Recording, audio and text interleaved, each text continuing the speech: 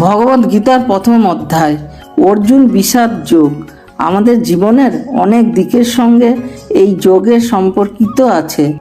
এখানে অর্জুন তার শঙ্কা, দ্বন্দ্ব ও হতাশা প্রকাশ করেন এবং শ্রীকৃষ্ণের কাছে পরামর্শ চেয়ে তার দিক নির্দেশনা গ্রহণ করেন।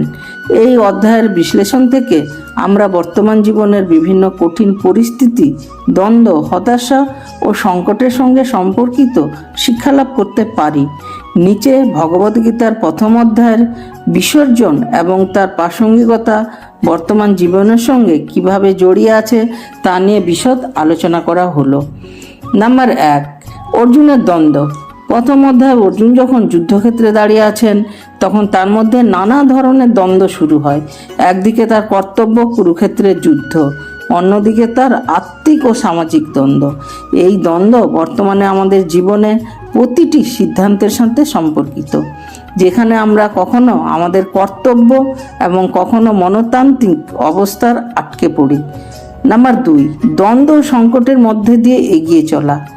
জীবনে বহুবার এমন মুহূর্ত আসে যখন আমাদের সামনে দ্বন্দ্ব থাকে, এটি সঠিক কি, অথবা এটি করলেই কি শান্তি পাবো।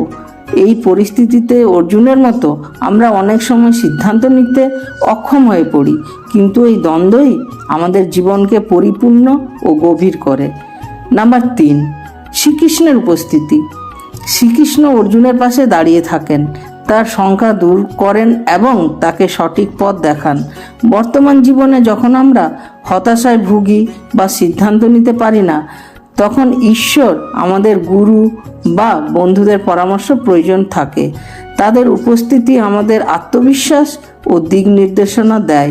নাম্বার 4, ভয়ের মুখোমুখি হওয়া। অর্জুন ভয় পেয়েছিলেন কারণ তিনি তার কাছের আত্মীয়দের বিরুদ্ধে যুদ্ধ করতে যাচ্ছিলেন।